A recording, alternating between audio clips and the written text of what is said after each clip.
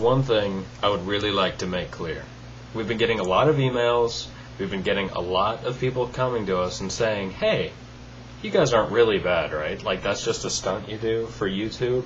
And that infuriates me. No, we are actually terrible people. And I'm offended that anyone would think otherwise. It's just... And I have a story that happened today to prove our point.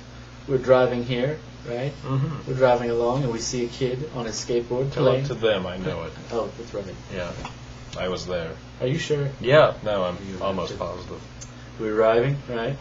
And then we see this kid, he's on the skateboard, he's playing, and he goes to do a trick on the curb, and he doesn't quite make it, and then he falls. And you know what we did? Laughed so hard we had to park the car. And see, it wasn't even humor because, he fell over and we appreciate slapstick. We were laughing because he was going pretty fast and he didn't stand up immediately. We were laughing at the prospect of a child being injured right in front of us. Because as any person, when you see a child on a skateboard, one thought is in your mind.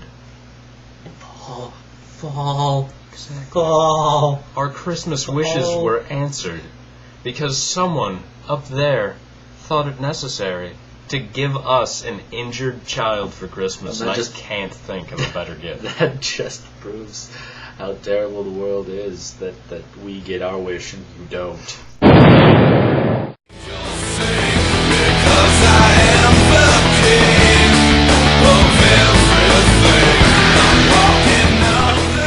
I'm just remembering it too, though. Like, he hit the ground hard. I swear I heard the thud. There might have been blood. I don't know. I was laughing too hard. Did you see blood? No, I didn't remember blood from a child, but no blood. Just confusion and that look of, why? Why, God? Why me? I practiced so hard. Anyways. But it wasn't enough. Sorry. It was just... So you would understand if you've ever wished every time you saw a child that they would fall, even if they weren't on something with wheels. Yeah. Just no. Get down. Anyways, today's episode is something that everyone needs to learn how to do. Unless, of course, you are the subject matter of today's episode. In which case... you're going to recognize some things here. More than one to a bunch. Anyway. Was the English accent necessary? There wasn't an English accent, that was just me talking. See, I could have kicked in with the accent. You phased into an... that sucks. You did. Hold on, let's do that playback. I gotta... Here. Told you it was an English accent. God damn it. Anyways, like we were saying, today's episode is about how to get rid of really, really, really, really, really annoying people. And you know what we're talking about and who. I said what. I meant to say who. Just keep going. We've only got one tape. I don't look at them as a who, annoying people. Do you look at them as a who? That would involve me looking at them as people. That's true. You're phasing in again. God!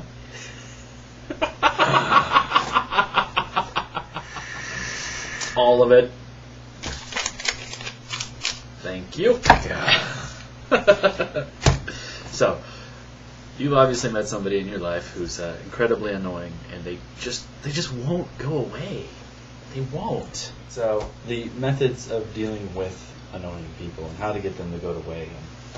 The first one is to actively not listen, which is simply making sure that they notice that you're not interested in what they have to say. We are talking like balls to the wall, like someone is talking to you and you are slowly raising a book between the two of you, or a newspaper, because never mind. What? It's going to bash America. Oh. And then I would have owed you another $1. Come on! Shut up. It's not the real bet. Anyways. So, yeah, slowly raising a book or pretending to fall asleep. Oh, no, pretending to fall asleep is more overtly actively not listening. So is just going into a snore while they're talking. Just staring at them. Just eyes wide open, dead set expression. Or doing the little snapping out of it, and you're just like, I'm sorry, I was thinking about something interesting. I like that one. So that's the first method. The next method after that, if they don't pick up the hint, is to start the old bait and switch. You engage them in the conversation they're forcing you to have, but it's only to get them feeling safe and comfortable, so when you slam them with the meme, they don't see it coming. It's really just, ask them to further explain something, and when they start, interrupt them and tell them that they're really annoying or they're really boring.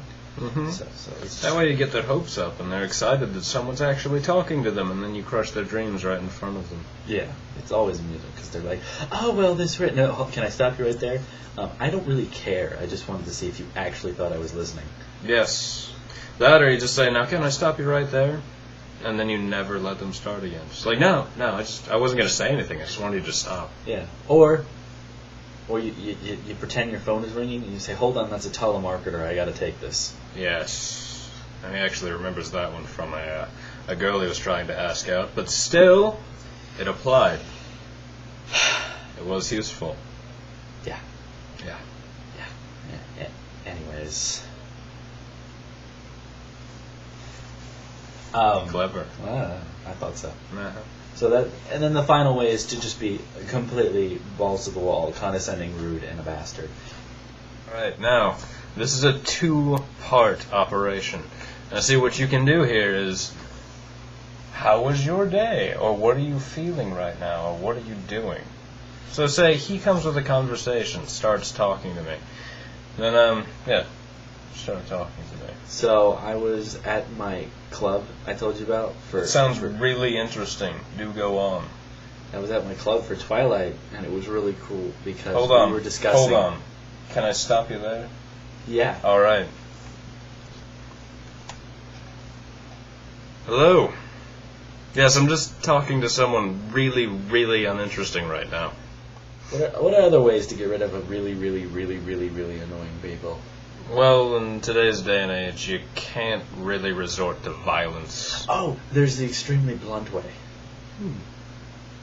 You are a fan of the blunt way. I am a fan of the blunt way. You look them straight in the eyes, and you look at them deadpan, and you just say, you know what?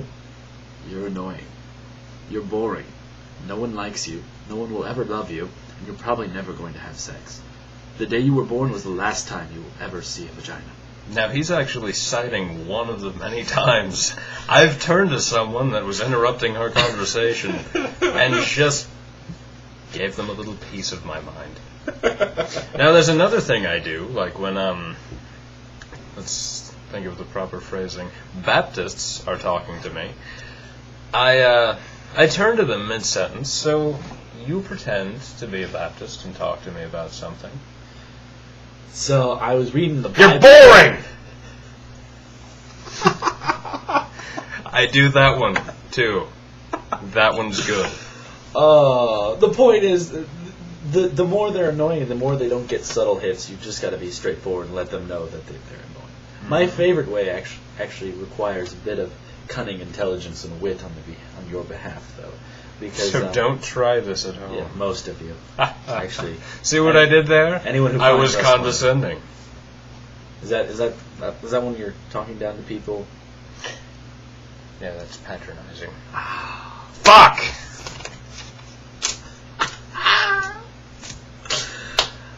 Walked into that one. Walked into it. I was like, open door, slam in face.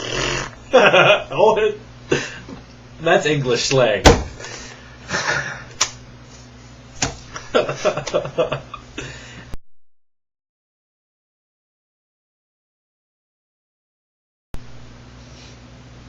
I say, do you think they'll ever realise that this whole thing is just a satire on Americans, and that you weren't falling into a British accent, but just falling out of an American one? I hope not, because then we'll lose most of our readers. They don't read it. Oh, fuck, that's right. We are in America. Americans don't read. That's why we're doing videos. Bugger me. That's not an invitation.